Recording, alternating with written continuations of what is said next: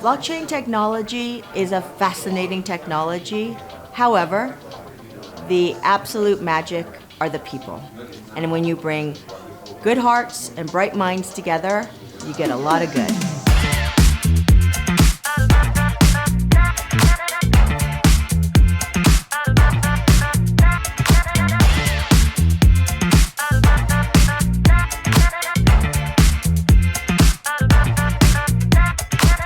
When we come up with ideas and the community raises an idea, the lean in and the engagement by the members of the GBBC to actually follow through on an issue, whether it's mapping the global standards, that are pertaining to blockchain, or engaging around key topics, advocating for the whole blockchain space, and being really educators and influencers, both in the legal, the regulatory, the policy communities, and the business community. It is a wildly powerful capability, and I'm super proud of how the team applies it.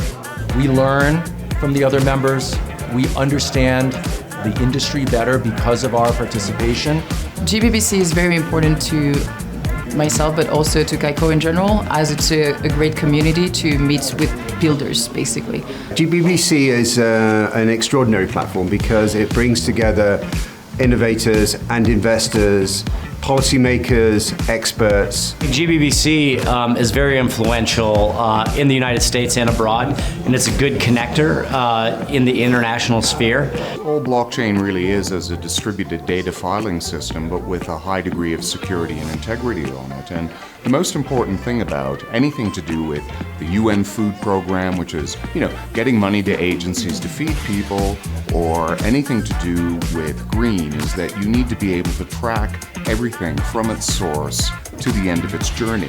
The legal aspects are very important. So we need a legal framework that enables blockchain technology, using them for tokenizing financial instruments. I really find the energy here, the vibrancy here to be very, very infectious. Every time I come here, I meet some very important people who are also developing something or working on something which is extremely well aligned with our own priorities. In light of all the difficulties going on in the world, what you see and experience here is inspiration, that there's paths forward, there's people really working for change in very effective ways. There's just a magical group of folks here coming together to make the world better.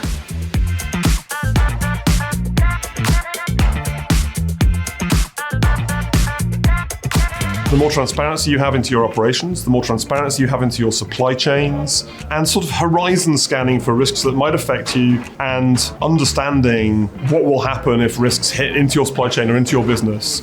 That's the secret of good business when it comes down to it. One of the most amazing features of this week is finding out all the real-life use cases that are actually beneficial to society. With GBBC, we've been starting an initiative called Food for Crisis Web3 initiative. For that, one of the basic ideas there is to say, how could we use the full power of Web3 and blockchain technology, from donation to really helping people, but also sustainably ending hunger, with the vision to create a $1 billion fiat and crypto fund.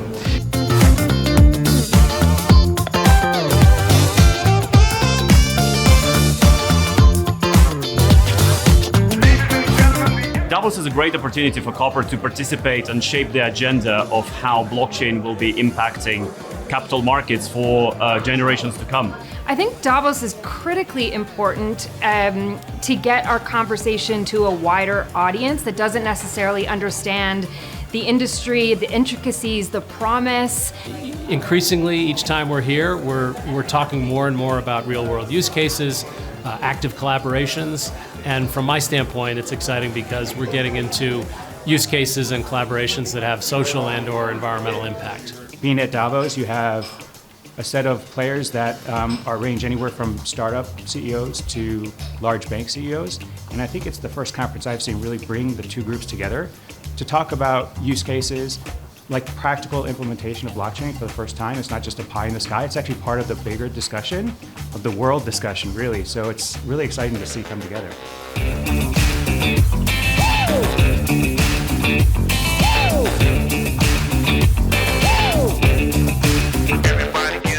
My journey into blockchain is from a background of working on transactions that were socially and environmentally minded with an angle of responsible governance, which is essentially the origin of a lot of this, merging it with the role of technology, where technology obviously opens access for people to collaborate with each other in an unprecedented way.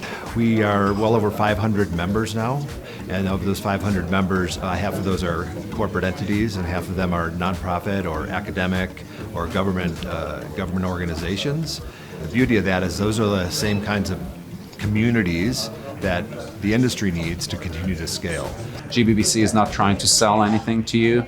The mission of GBBC is to show how this technology can transform markets, all the way from Fortune 500, all the way to small businesses such as ourselves that are providing technology, governments, nonprofits. So for me, it's really a one place where you could really get access across the spectrum to everything around blockchain.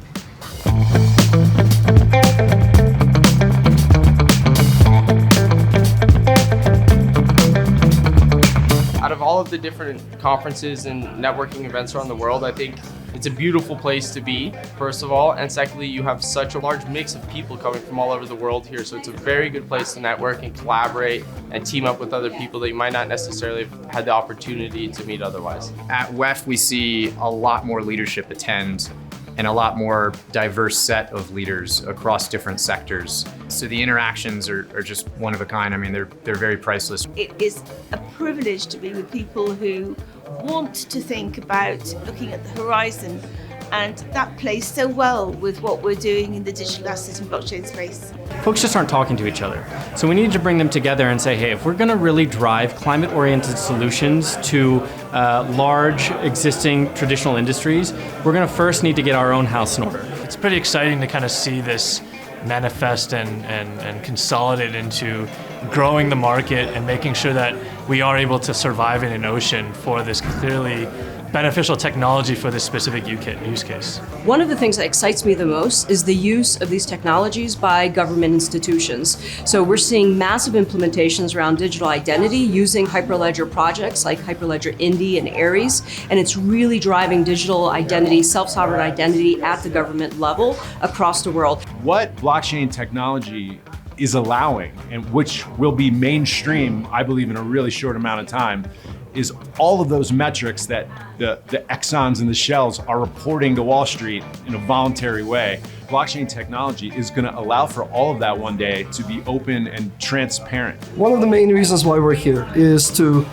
convey to the world the message that crypto is here to stay, that there are good actors in crypto, that there are adults in the room. There is a fundamental shift in how we do finance, and there is a new technology in town that makes possible the vision that was enunciated for us about 11 years ago by Satoshi Nakamoto.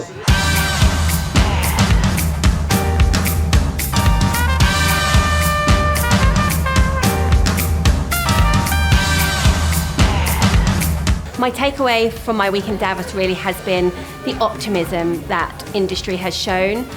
People here are very positive about the future.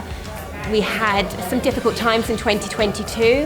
I think that actually this means that 2023 will be a year of building.